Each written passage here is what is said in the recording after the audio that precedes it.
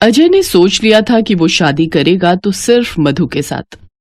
मधु के परिवार वाले तो इस रिश्ते को मान गए, पर अजय के माता पिता इस शादी के लिए अंत तक मना करते रहे। तुझे क्या लगता है वो शहरी लड़की हमारे गांव के रीति रिवाज और देसी खाना बनाना जानती होगी? मैं ये बात कभी नहीं मान सकती। तू मुझे झूठ बोल रहा है ताकि मैं इस शादी के लिए हाँ कह दूं। अब एक बात कान खोलकर सुन ले, तू मेरा बेटा ना होता तो मैं शादी में कभी ना आती। जब फेरों का समय होगा हम पहुंच जाएंगे आशीर्वाद देने के लिए। मैं इतनी कठोर मन की नहीं हूं जो तुझे आशीर्वाद ना दूं। कर ले तू अपने मन की शादी, हम पहुंच जाएंगे। अब ठीक है, मिल गई तुझे खुशी, चिंता मत कर, हम दोनों समय पर पहुंच जाएंगे। जा, तू जाकर अपनी होने वाली पत्नी के साथ शादी की सारी तैयारी कर, हमारा आशीर्वाद तुझे मिल जाएगा। थैंक यू पापा, थैंक यू माँ, मैं आपका इंतजार करूंगा। अजय को थोड़ी तसल्ली हुई कि उसके माता पिता इस शादी के लिए मान गए हैं। सारी तैयारियां हो गई और अजय मधु के साथ शादी के मंडप में पहुंचा तो उसने देखा उसके माता पिता शादी में पहुंच चुके हैं। मधु अजय के माता पिता के पैर छूती है। अभी भी अजय के माता पिता का मुंह बना हुआ था। अजय और मधु की शादी संपन्न होती है। अजय, तेरे ताऊजी, ताईजी, चाचा, चाची, मौसी, बुआ सब रिश्तेदार आए हुए हैं। हम सबको एकदम जाने के लिए तो कह नहीं सकते। सब बहू के हाथ की पहली रसोई का कुछ अच्छा खाना चाहते हैं, इसलिए सब 2 दिन तेरे घर पर ही रुकेंगे। हाँ माँ, चिंता मत करो, मेरा फ्लैट बहुत बड़ा है, सब आराम से रुक जाएंगे।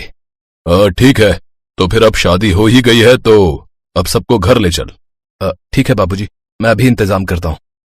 अजय मधु के पापा से बात करता है और कुछ ही देर में गाड़ियों में सब रिश्तेदार अजय के फ्लैट पर पहुंच जाते हैं। अगले 2 दिन तक सभी करीबी रिश्तेदार वहीं रुकते हैं। सारे रिश्तेदार रुके हुए हैं। तुम्हारी पहली रसोई है, इसलिए तुम्हें हमारे गांव के हिसाब से देसी खाना बनाना है, वो भी मिट्टी के चूल्हे पर। मैं जानती हूँ तुम शहर की हो, शहरी खाना बनाना जानती हो, वो भी गैस चूल्हे पर, इसलिए मुझे थोड़ी चिंता हो रही है। इसमें मैं तुम्हारी कोई मदद भी नहीं कर सकती। सारा रसोई का काम तुम्हें अकेले ही करना है। जी माँ जी, आप टेंशन मत लीजिए, मैं सब बना लूंगी। बिमला, तूने अपनी शहरी बहू को चूल्हे पर खाना बनाने के लिए कह तो दिया है।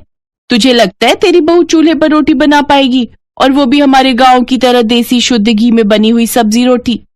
जेठानी जी, करवाना तो पड़ेगा ही, रिवाज है। अब भले ही ये शहर की है, मैंने तो बोल दिया है, अब देखो क्या करती है।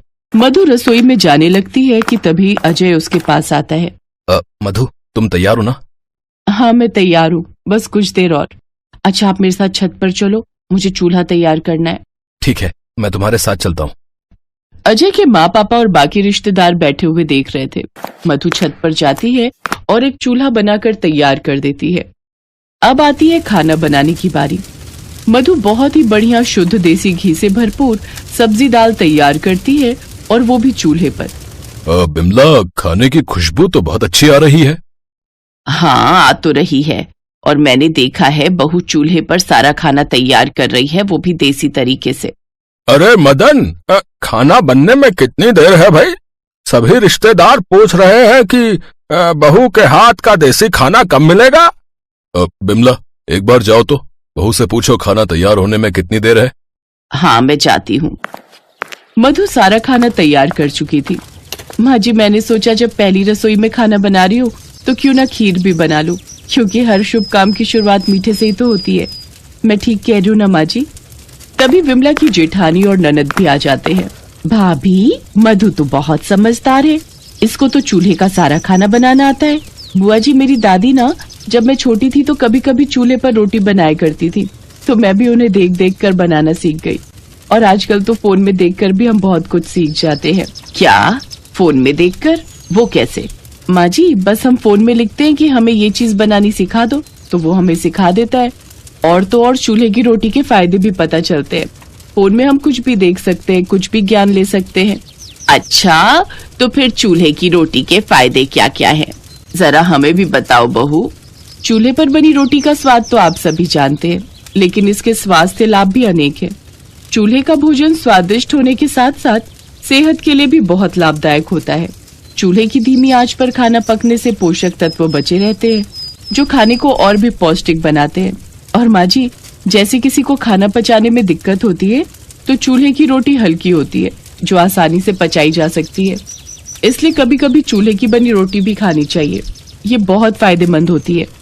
मैंने तो सोच लिया है, अब ये छत पर चूल्हा बना लिया है तो कभी कभी हफ्ते में एक बार चूल्हे पर ही खाना बनाया करूंगी। इससे स्वास्थ्य बहुत सही रहता है। अपनी ज्ञानवर्धक बातों से और अपने व्यवहार से मधु ने कुछ ही देर में सबका दिल जीत लिया। मधु के हाथों के बने चूल्हे के भोजन की सब बहुत तारीफ करते हैं और मधु की बताई गई बातों पर भी गौर करते हैं। मधु का मिलनसार स्वभाव देखकर उसके सास ससुर के मन की सारी गलतफहमियां भी अब दूर हो गई।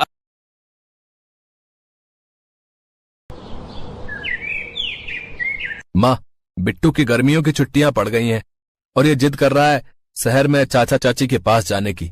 हाँ तो चल पड़ते हैं ना। वैसे भी रजत और निशा बहू को गांव में आए हुए सालों बीत गए हैं, इसी बहाने हम उनसे मिल भी लेंगे। ये ठीक रहेगा। मैंने भी शहर सिर्फ फिल्मों में ही देखा, इस बार घूम भी आएंगे। मैं आज ही सामान बांध देती हूँ, लेकिन मैं पहले ही कह देती हूँ, मैं अपनी धन्नो को अकेले छोड़कर नहीं जाऊंगी, मैं इसे भी अपने साथ ही ले जाऊंगी। हाँ हाँ ठीक है माँ, तुम उसे भी ले चलो, इसी बहाने बेचारी धन्नो भी शहर घुमाएगी। वर्मा परिवार के सभी सदस्य शहर में रहने वाले अपने बेटे बहू के बताए हुए पते पर पहुंच जाते हैं। दरवाजे की घंटी बजती है। रजत डार्लिंग, देखो ना कौन है, छुट्टी वाले दिन भी आराम से नहीं सोने देते। तुम ही खोल दो ना। निशा दरवाजा खोलती है तो सामने गांव से आया हुआ उसका पूरा ससुराल खड़ा होता है, जिन्हें देख वो हैरान रह जाती है। आप सब यहाँ? हाँ बहू, बड़ा मन था तुम लोगों से मिलने का तो चले आए। ओह अच्छा किया, आइए ना। अरे ये आवाज कैसी? धन्नो भी आई है देवरानी जी। क्या अब गाय को यहाँ लेकर आए हो? हाँ तो मैं क्या उसे अकेला छोड़ती, अब बताई से कहाँ रखूं। हाय मेरा बिटवा, देख तो कैसे सूख गया है, और तू भी। अब तुम दोनों को गाय का दूध पिलाऊंगी, फिर देखना कैसे सेहत बनती है तुम्हारी। सासू माँ इसे सूखना नहीं फिट होना कहते हैं। माँ लाओ, इसे मैं बालकनी में बांध देता हूँ। फ्रेश होने के बाद सभी चाय नाश्ता करते हैं। उस फ्लैट को देखकर विमला कहती है, हे राम, इस घर में तो सीलिंग कितनी नीचे है। अगर अपने गांव के मुखिया यहाँ आते तो वो तो इसमें घुस ही नहीं पाते, उनका तो सर ही टकरा जाता। माँ ये शहर है, यहाँ लोग ज्यादा हैं और जगह कम है, इसलिए ये छोटे छोटे घर बनाने पड़ते हैं। उफ, इन गवार लोगों को किसने बुला लिया यहाँ, बिना बताए अटप के बस। उस रोज निशा सबके लिए गैस पर खाना बनाती है। अगले दिन निशा और रजत दोनों अपने अपने काम पर निकल जाते हैं। दीदी, हम दोनों को ऑफिस के लिए लेट हो रहा है, आप खाना देख लेना और हम दोनों की चिंता मत करना, हम बाहर ही खा लेंगे। अच्छा ठीक है देवरानी जी। निशा एक मॉडर्न लड़की थी, उसकी और रजत की लव मैरिज हुई थी। वो भी अपने पति के साथ उसी की कंपनी में नौकरी करती थी। वो शहर में ही रहते थे। कुछ देर बाद वो दोनों ऑफिस के लिए निकल जाते हैं। उनके जाने के बाद विमला हाथ में लोटा और नीम की टहनी लिए बालकनी में जाती है। नदी ना सही, बालकनी ही सही। फिर विमला जैसे ही कुल्ला करती है तो वो पानी सीधे नीचे जा रहे मल्होत्रा जी के हाथ में लिए हुए मिठाई के डब्बे पर जा गिरता है। अरे कौन है? कौन पागल है? किसके घर से ये मेघ बरस रहे हैं? ये देखने के लिए जैसे ही मल्होत्रा ऊपर की तरफ देखता है, विमला जैसे ही ये देखती है वो झट से अंदर भाग जाती है। मल्होत्रा जी को समझ ही नहीं आता आखिर कौन से फ्लोर से उनके ऊपर पानी आकर गिरा।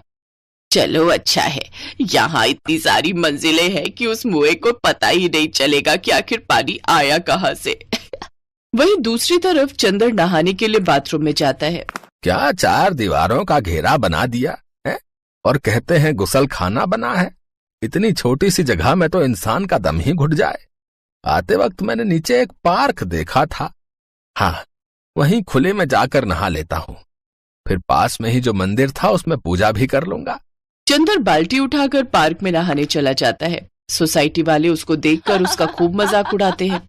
उधर गांव की गवार जेठानी गैस पर खाना बनाने लगती है, लेकिन उसे गैस ऑन करनी ही नहीं आती।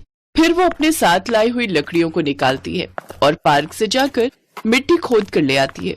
फिर रसोई में चूल्हा बनाकर तैयार कर लेती है और उस पर खाना बनाने लगती है। लेकिन कुछ ही देर में हर तरफ धुआं हो जाता है। सारी सोसाइटी में फायर अलार्म बजना शुरू हो जाता है और सब नीचे उतर कर आ जाते हैं। वो रजत और निशा को भी फोन कर देते हैं। कुछ ही देर में वो भी वापस लौट आते हैं।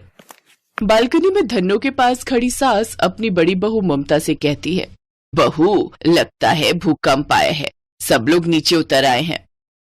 तभी सामने वाले फ्लैट से एक औरत चिल्लाती है, जल्दी से नीचे आ जाइए आंटी जी, आपकी फ्लैट में ही आग लगी है, धुआं वहीं से आ रहा है।